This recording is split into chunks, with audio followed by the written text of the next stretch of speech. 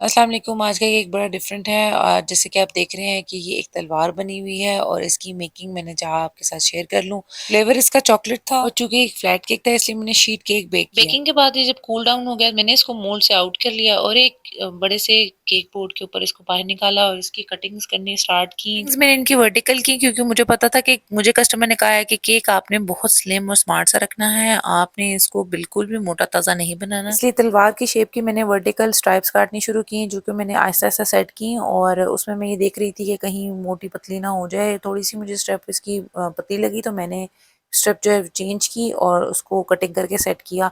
इसके बाद आगे मैंने ये इसलिए चौड़ी रखी क्योंकि इसकी दो धारी तलवार बनानी थी, तो इस वजह से मैंने इसको कटिंग शेट किया है। ये अब बनाते हुए थोड़ा सा ये मिसप्लेस हो गया, थोड़ी कटिंग जो रिकॉर्डिंग है वो मिस हो गई, मगर यह है कि मैंने इसको जो है इसी तरह पीसेस जोड़े थे और आगे छुरी से इसकी कट कर लिए थे। यहाँ से थोड़ी सी मुझे ये तलवार जो है मोटी लग रही थी तो इसलिए मैंने इसको कट कर लिया और इसको थोड़ा थिन भी कर लिया। और क्रम कोटिंग जो है मैंने आहिस्ते से इसी से सारी क्रम कोटिंग की और इसको जो है कंप्लीट किया। इसके आगे जो दो धारी तलवार बनी थी काफ़ी थोड़ी ट्रिकी से मेरे से हुआ क्योंकि बहुत टूट टूट सी जा रही थी, बट ये है कि बड़ा स्लोली स्लोली जो गनाश को मैंने जो है वो मेल्ट डाउन करके इस पोर्शन को भी मैंने क्रम कोट कर लिया और इसके बाद ये काफी सेटल हो गया था। फिर दोबारा से दोबारा क्रम कोटिंग की। मुझे ना रेक्टेंगल केक बोर्ड नहीं मिला और इतना है क्योंकि इमरजेंसी का केक था तो मुझे जितना जो मैक्सिमम बड़ा मिल सका वो केक बोर्ड 18 इंचेस का था, जिसको मैंने यूज करके जो है इस तलवार को सेट किया। ये बैनर की जगह पर भी मैंने केक लगाया हुआ है क्योंकि जब मैंने केक का वेट किया तो ये तकरीबन 3.5 पाउंड से थोड़ा सा ज्यादा था और 4 पाउंड से थोड़ा कम था। मैं अपने कस्टमर्स को हमेशा केक ज्यादा देती हूँ, मेरी कोशिश होती है केक ज्यादा चला जाए कम ना हो।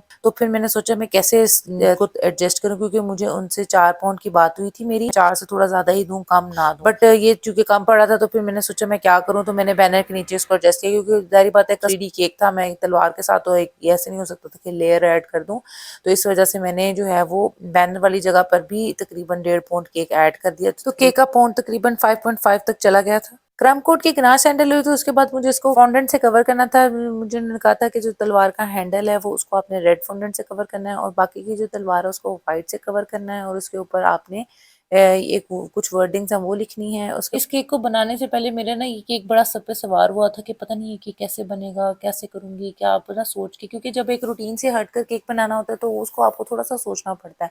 आम नॉर्मल केक्स जो राउंड और स्क्वायर होते हैं वो तो आपको पता होता है कि इतने पाउंड का केक है, आपने इतनी इंचेस में बेक करना है और उसके बाद आपने उसकी इतनी रेनिंग करनी है, इस तरह से उसके अंदर फिलिंग वगैरह करनी है। बट जब इस तरह से कोई कस्टमाइजेशन खासकर 3D केक्स आते हैं तो उसके लिए आपको थोड़ा सा सोचना पड़ता है। तो ये सोचने में मुझे तकरीबन एक दिन लगा पर बनाने में बड़ी जल्दी जल्दी बन गया। इस केक का ऑर्डर सिर्फ एक दिन पहले आया था और ये तलवार तो मैंने बनानी थी पर ये तलवार मेरे सर पे लटक रही थी। कस्टमर मेरी बहुत ही अच्छी हैं, बहुत ही पुरानी और मेरी बहुत अच्छी दोस्त भी हैं और वो मुझसे अक्सर केक्स बनवाती रहती हैं। बड़े डिफरेंट और यूनिक से उनके ऑर्डर्स होते हैं और ऑर्डर्स हमेशा उनके इमरजेंसी के होते हैं, इसलिए जब भी उसका फोन या मैसेज आता है तो मेरे ना कान खड़े हो जाते हैं कि अब ये जो है ना सर पर इसकी मेरी तलवार लटक रही है, केक इसके अब जल्दी से बना दो, अच्छा सा बना दो।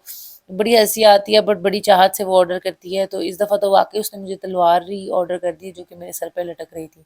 हमेशा से यूनिक और बड़े डिफरेंट और बड़े हैवी किस्म के इसके केक्स होते हैं। और जनाब इसके केक की डिलीवरी के लिए उसने अपना ड्राइवर ही भेजना था, ये भी मुझे बड़ी आसानी थी कि अच्छा चलो खुद ही जब रिसीव कर लेता है कुछ। हमेशा से मुझे बड़ी खुशी होती है जब कोई कस्टमर खुद रिसीव कर ले, तो उसके लिए मुझे बड़ी आसानी होती है कि अच्छा मुझे टेंशन नहीं होती कि मैंने भिजवाना है। और इस तरह के केक्स हो जो बड़े हों, कस्टमाइजेशन हो, खासकर हाइटेड हों, एक थोड़ी सी टेंशन होती है जब तक सेफली केक डिलीवर ना हो जाए। ये भी बड़ी जिम्मेदारी होती है बेकर के ऊपर कि उसने अब बड़ी जिम्मेदारी के साथ केक को भिजवाना है। अब जनाब जी तलवार कवर हो चुकी है और अब जो ये बैनर वाली जगह है इसको भी मैंने व्हाइट फॉन्डेंट से कवर करना था क्योंकि इसके ऊपर भी मैंने लिखना था ब्लैक मार्कर से। कभी मैं सोच रही थी रेड मार्कर यूज करूं, कभी मैं सोच रही थी कि ब्लैक मार्कर एडिबल यूज करूं, बट मैंने फिर सोचा नहीं ब्लैक ही यूज करती हूँ क्योंकि रेड जो है वो इतना ज़्यादा इनहेंस नहीं होगा। एनीवेज मैंने फिर इसको रेड और ब्लैक मार्कर से उन्होंने मुझे राइटिंग्स लिख के भेजी थी और उन्होंने बकायदा मुझे ये ड्रॉ करके कॉपी के ऊपर पेंसिल से भेजा था कि आपने इस तरह से बनाना है। तो फाइनली यहाँ तक जब पहुंचा तो मैंने इसको ऑयल से ब्रश किया, उसके बाद लिखा 13 रजब जश्न विलादत मुलाय कायनात, और इसके बाद जो राइटिंग लिखी है वो भी आप देख लें इसके ऊपर वो लिखी। और ये केक काफ़ी सिंपल सिंपल सा लग रहा था तो बाद में उन्होंने कहा कि ये केक सिंपल लग रहा है तो मेरी अम्मी कह रही है इसके अंदर कुछ ऐड कर दो फ्लावर्स।